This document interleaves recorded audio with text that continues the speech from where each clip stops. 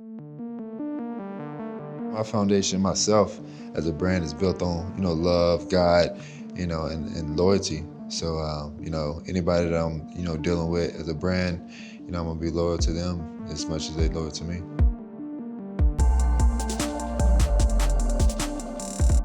It was always fascinating to me when I got drafted because all these coaches and all these people used to say these things to me about, well, you have to focus on your sport. Right. One, it seemed as a distraction away from the other. When did you recognize, like, oh, I gotta focus on my business? That's important, just as important as it is football too. Honestly, this past offseason, after my second year, my rookie year, I was all about football, and that's all I heard too. And I started seeing the big picture and the business of the sport that I'm playing. That, like you said, like they're focused on business and then football. So why can't I do that with myself when I'm giving up my body each and every Sunday? My football agent, who's telling me, who's been around, for a long time, where you got to take care of yourself first, because you'll never know, you're an injury away from, not playing ever again. So tell me about the business of Deshaun Watson. Like, what is your business center around? The biggest thing is the energy, the love, and how much they really care about, their clients and their athletes and the people that they're working with. Are we really gonna be able to get to know one another and, build this thing up? And then, my foundation myself as a brand is built on, love, God, and loyalty.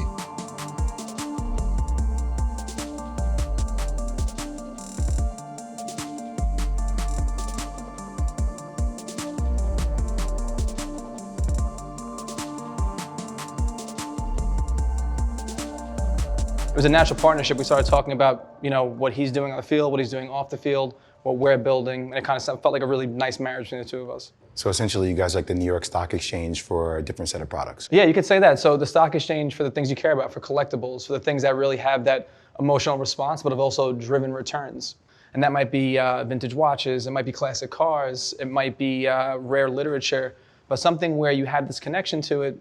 Anything that I'm interested in, I can have, I can be a piece of it, I can be a part of it, I can watch it, grow. And, I'm interested in music, I'm interested in cars, fashion, traveling, historical stuff. I love history. So like, I can be a part of that and, and really feel like I'm growing with, the value of that piece. So not too many football players are actually, partner up with, companies like this. So. Yeah, and it's not a traditional marketing deal. Right. It's like you have equity within a company. Exactly.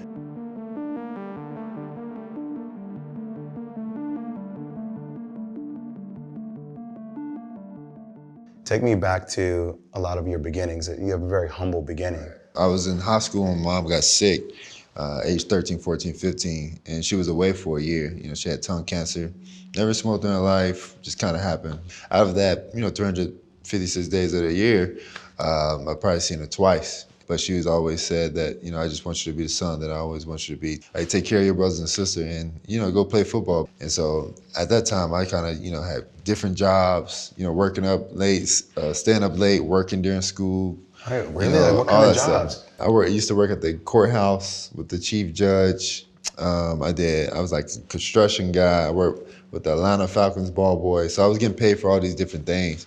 So I used to sleep maybe 4 or 5 hours, 5 hours at the most every night, wake up early, go to school, go to training, take my brother and sister to school. I'm driving with a permit, so I'm really not supposed to be driving.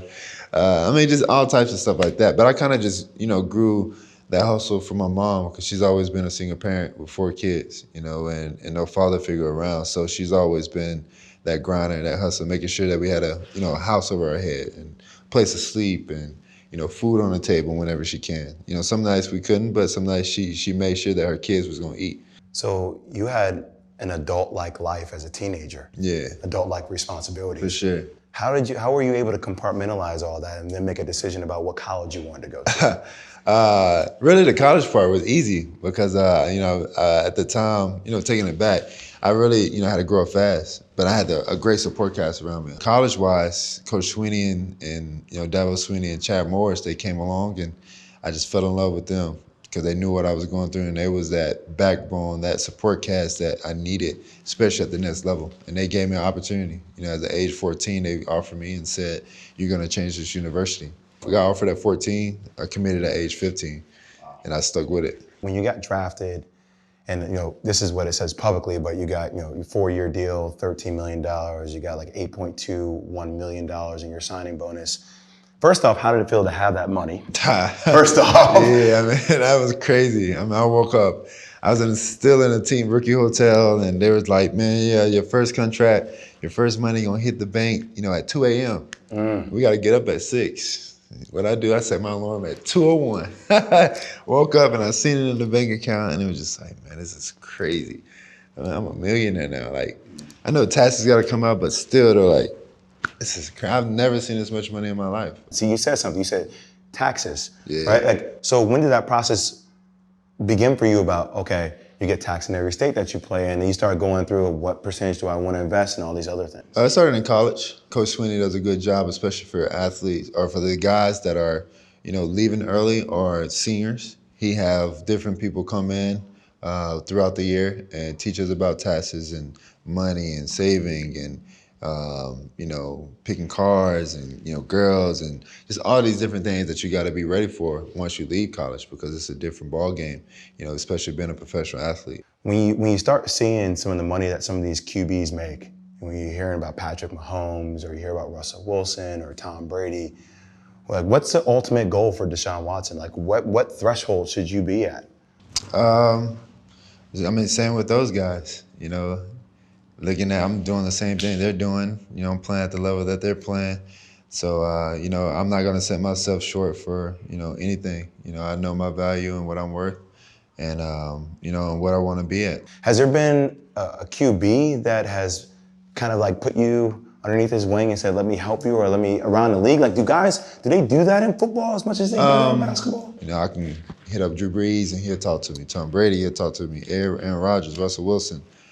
Cam Newton, all these guys, they will, hit me back. Phillip Rivers, even guys that are already retired and played a lot, like Kurt Warner and guys like that, Steve Young, if I want to, Warren Moon, if I want to talk, they're open, their phone lines are always open for me. Can you tell me about like a couple of those conversations? Obviously you're having conversations with some pretty amazing people. Like, what are you guys talking about? Just everything, just how to handle fame, how to handle the success, winning a Super Bowl, how they're coming back. I haven't won a Super Bowl yet, but I want to make sure that I'm prepared for that moment, because I definitely believe that I'm going to win one, sooner than later.